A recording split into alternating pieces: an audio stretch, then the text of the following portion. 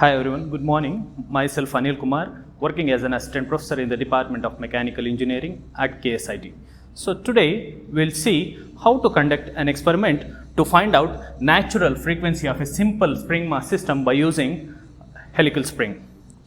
So basically, before getting on to the experiment, we'll see what exactly vibrations are. So what is the importance of vibrations, and what exactly is natural frequency, and why exactly we have to find out the natural frequency of a system. So let me get into the introductory concepts of vibrations first, so before carrying out this experiment.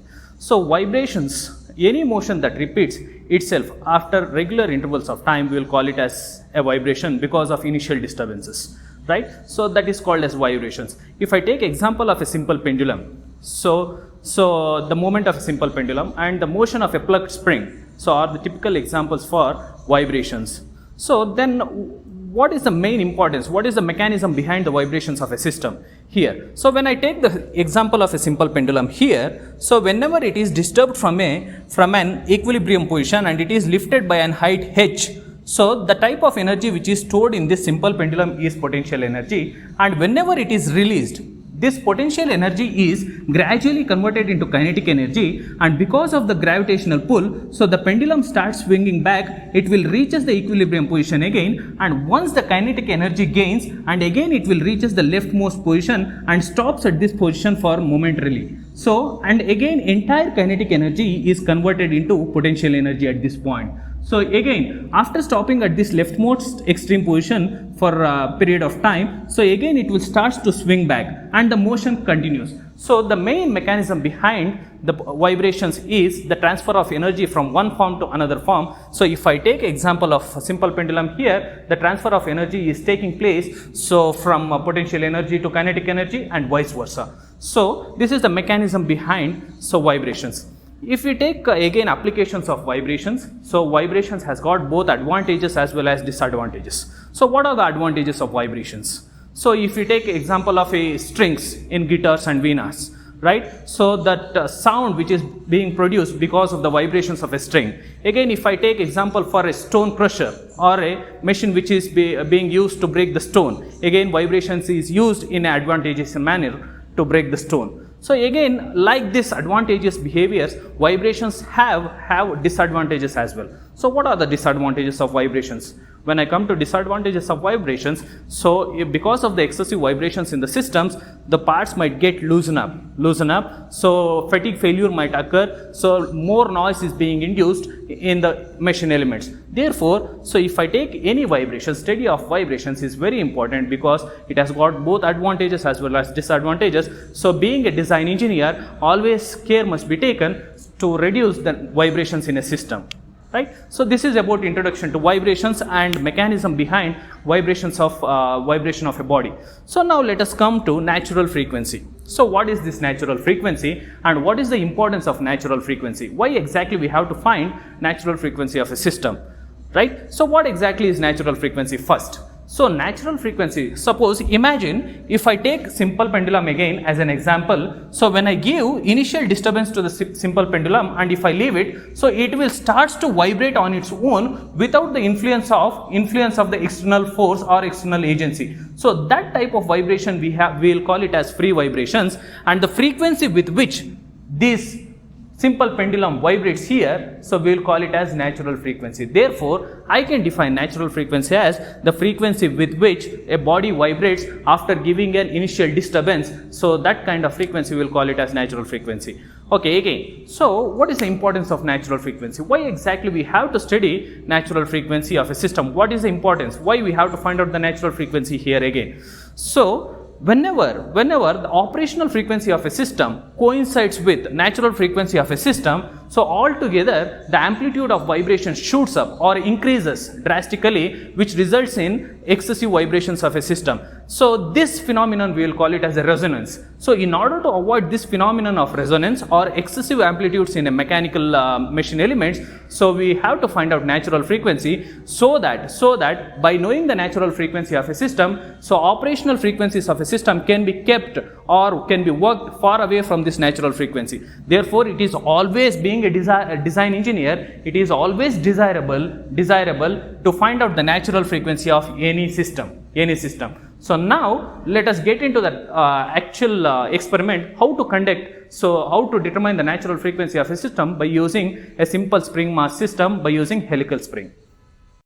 Okay, now we will see what are all the apparatus we will be using to conduct the experiment. So this is the helical spring, so which will be used to find out the natural frequency of the system. So these are the masses what we will be using. So we will be conducting our experiments for 0.5 kg, 1 kg, so 1.5 kg put together, then 2 kgs. We will be conducting for these 4 trials, and this is the dead weight. So whose dead weight value is 0.6585 kg in this case, and the initial length of the spring, here is 12.5 centimeters, and finally we will be using stopwatch to record the time taken for number of oscillations in our experiment. So we will be counting it for 10 oscillations.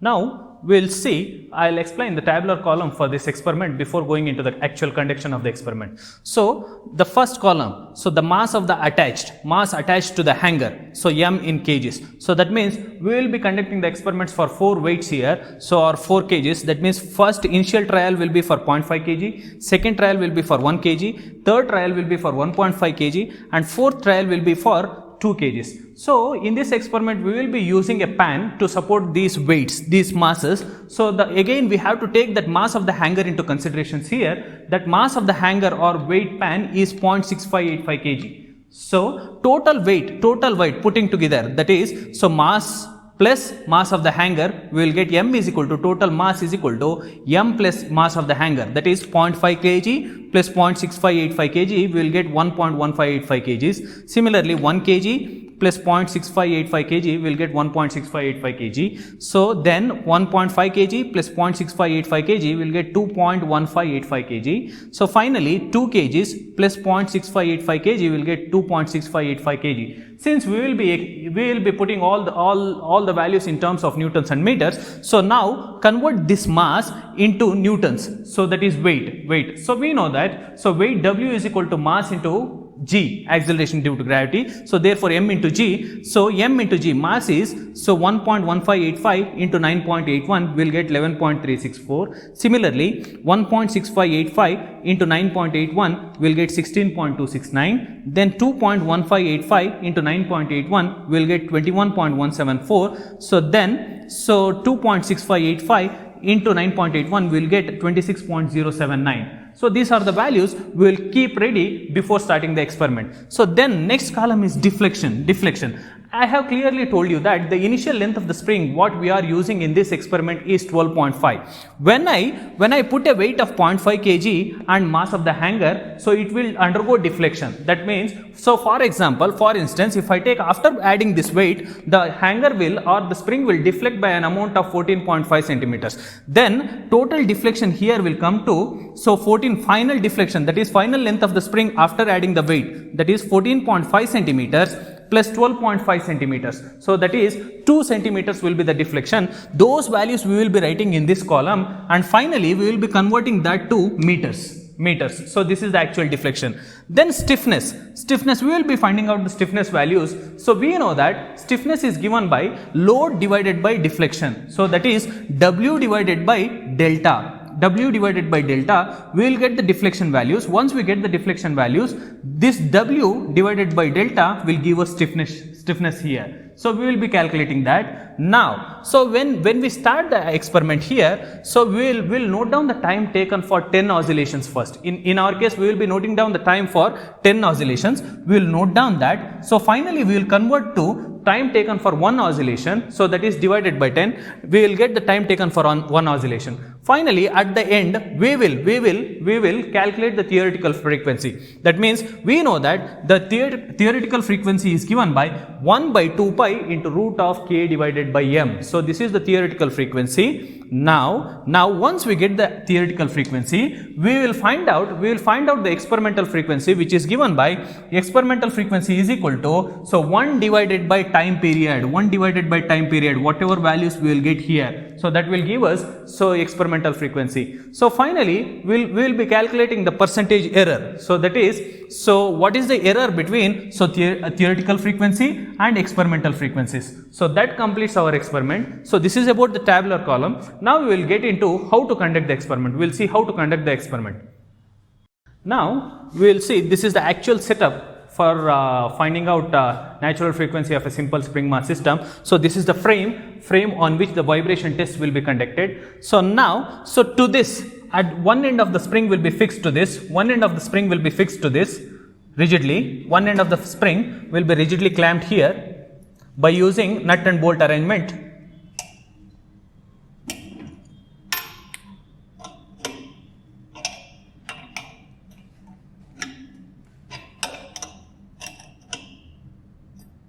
Now to the other end of the spring, so a weight or a dead weight or a pan to support the loads of 0.5 kg, 1 kg, 1.5 kg and 2 kgs will be installed.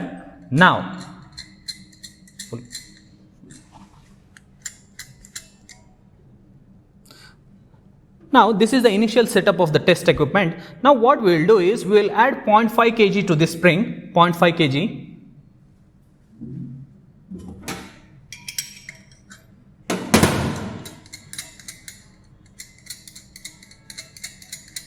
Add 0.5 kg to this.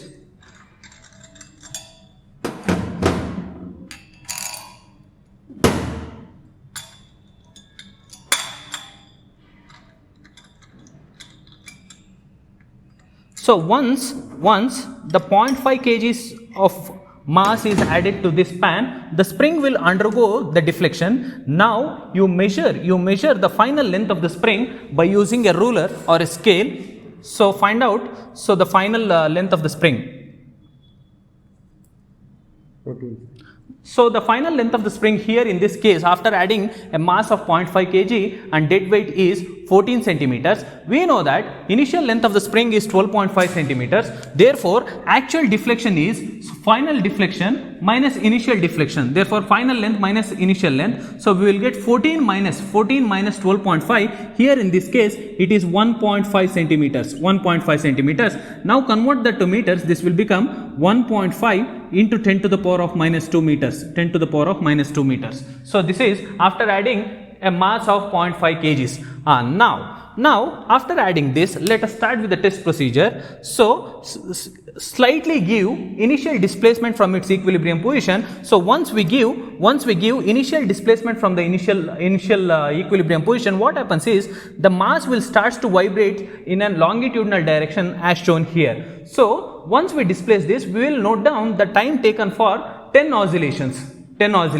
So let us bring back the system to the equilibrium position. Now we will slightly pull this down, we'll slightly pull this down and we will leave it. So once we pull this down and once we leave it, so it will start to vibrate. We will note down the time for 10 oscillations. Okay, so we'll start with the test. Okay, right?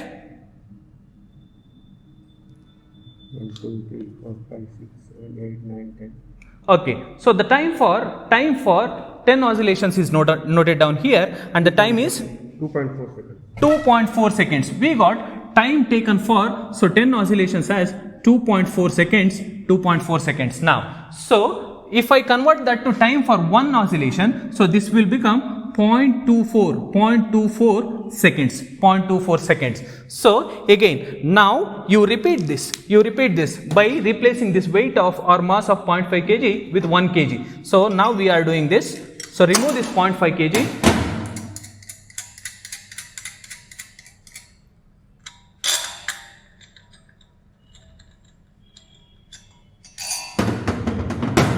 Now we are adding a mass of 1 kg to this along with the mass of the dead weight or a weight pan.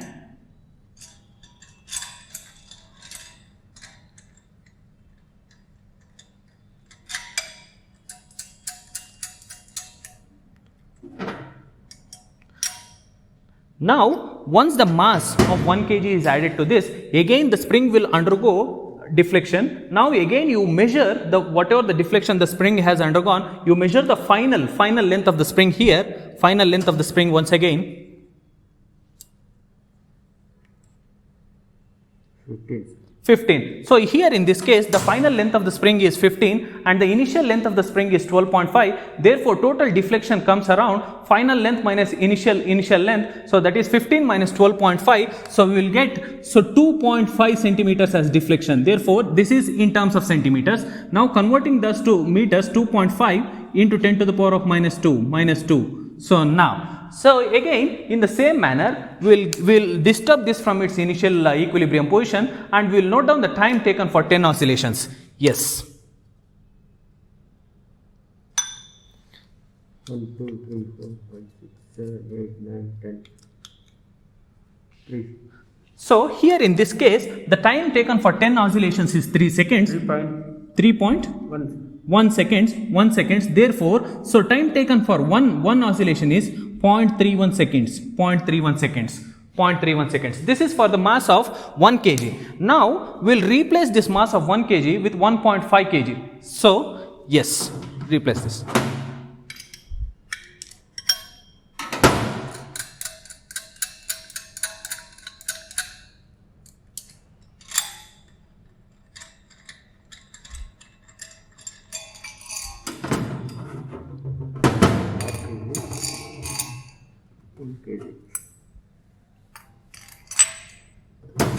So we are adding two masses here, one of 0.5 kg and another of 1 kg along with a pan of 0.6585 kgs. Once we add this, so the spring will undergo deflection. So now we will measure the final length of the spring. So the final length of the spring for a mass of 1.5 kg comes around 16 centimeters. Therefore, the deflection, I can write deflection is equal to final length minus initial length, that is 16 minus 12.5. 16 minus 12.5, so which comes around 3.5 centimeters in this case.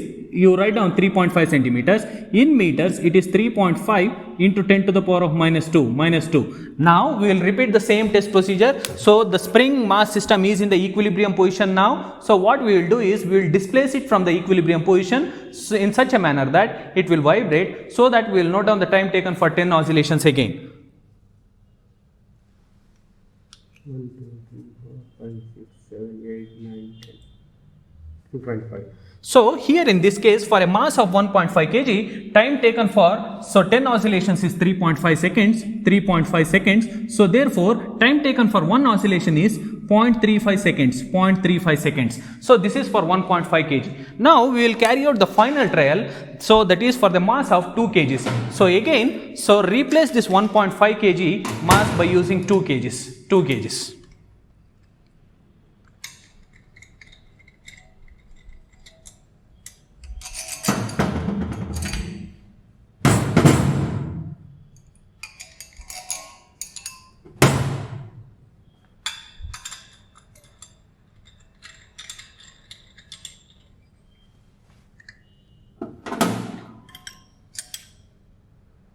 So now this is the equilibrium position. So after adding a weight of 2 or mass of 2 kgs, the spring will undergo deflection. So and the final length of the spring after adding 2 kgs is 16.5. So it is 16.5 centimeters. Initial length of the spring is 12.5 centimeters. Therefore, deflection in this case is 4 centimeters. In meters, 4 into 10 to the power of minus 2. So therefore, now we will repeat the test, that is time taken for 10 oscillations again. So slightly displace it from the equilibrium position and leave it. 1, 2, 3, 4, 5, 6, 7, 8, 9, 10. 3.94. So in this case, almost 4 seconds. So we are getting 4 seconds. So that means, for time taken for one oscillation is 0.4 seconds. So 0.4 seconds. Now, so we are done with the testing. So that means experiment. So now we have to carry out calculation part to find out theoretical natural frequency and experimental natural frequency, and we have to find out the percentage error. Right. Now, so let us come to calculation part of this. So we know that we have done the testing for 0.5 kg, 1.5 kg, 1 kg, 1.5 kg and 2 kgs. So, and we have noted down the deflections here, and so we can calculate stiffness from the weight and deflection here. We know that, so stiffness is given by stiffness K is equal to, So W divided by deflection delta. So therefore I can use this formula, and I can calculate the stiffness of the spring. So in the first case, so the weight is 11.364 kg. So that is 11.364 divided by deflection in meters, which is 1.5 into 10 to the power of minus 2 meters. So we will get it as 757.6 Newton meter. So this is the stiffness of the spring in case of the first case. Similarly, when I add 1 kg, here weight will become 16.269 and deflection is 2.5 into 10 to the power of minus 2. When I substitute into this equation, I'll get the stiffness as 650.76. Similarly, again, so for the weight of 1.5 kg, or weight of 21.174 newtons, so and deflection I am getting here is 3.5 into 10 to the power of minus 2. Therefore, stiffness W divided by delta again, so that is 21.174 divided by 3.5 into 10 to the power of minus 2 will get stiffness as 604.97. Similarly, for 2 kgs, that is 26.079 newtons. So we get deflection 4 into 10 to the power of minus 2 from our experiments.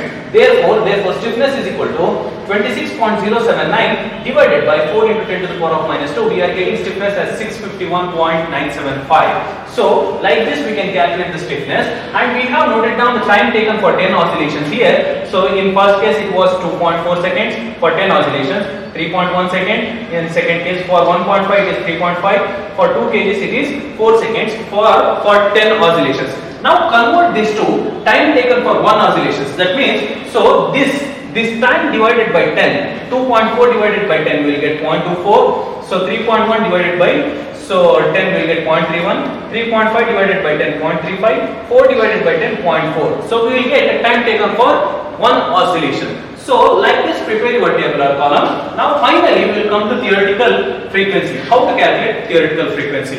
Now we will see how to calculate experimental natural frequency and theoretical natural frequency, and how to correlate. So how to find out the percentage error between theoretical and experimental values. Now I am doing calculations here for the trial 1. So we know that the experimental natural frequency is equal to reciprocal of time period. That means, so F experimental is equal to 1 divided by time period, that is time taken for 1 oscillation. So here in this case, for the first trial, if I consider the time taken for 1 oscillation is 0.24 seconds, so therefore F experimental is equal to 1 divided by 0.24, we will get F experimental value as 4.17. So 4.17 hertz. So this is experimental value. Now we will calculate theoretical natural frequency. We have the formula for theoretical natural frequency as F theoretical is equal to 1 divided by 2 pi into root of k divided by m. So that is 1 divided by 2 pi into root of k for the first trial. I got the value of stiffness as 757.6 divided by mass. So mass, now be careful here. So the mass I have added here is 0.5 kg and the mass of the angle is 0.6585 kg. We have to add these together and we have to write down the final mass here. Therefore, final mass will be 0.5 kg plus 0.6585 kg. Therefore, is equal to 1 by 2 pi into root of 757.6 divided by 0.5 plus 0.65. So now we'll see how to calculate this theoretical natural frequency. We have theoretical natural frequency F theoretical is equal to 1 divided by 2 pi into root of stiffness divided by mass. So we know that we are doing calculations for the first trial here. So 1 divided by 2 pi, in place of k we will substitute 757.6 for stiffness, and mass is nothing but for the first trial it is 0.5 kg plus the mass of the pan. So therefore putting together, so now I will get 1 divided by 2 pi into root of 757.6 divided by 0.5 plus 0.6585 kg. right? Now, so therefore after substitution we will get F theoretical is equal to 4.07 hertz. 4.07 hertz. Now, so we got experimental natural frequency, we got theoretical natural frequency. Now we will calculate so percentage error in this case. So that is, so F experimental we got it as so 4.17 minus. So F theoretical we got 4.07 divided by 4.17. So into 100. So this will give us so theoretical percentage error. So if we do this, we'll get percentage error as 2.39 in this case. 2.39 in this case. So is the percentage error between theoretical and experimental natural frequencies. So this is the calculation for trial 1. So trial 1 we got so theoretical natural frequency as 4.07 hertz. Now in the similar manner I want you people to carry out calculations for trial 2, trial 3 and trial 4. So that is for a mass of 1 kg, 1.5 kg and 2 kgs.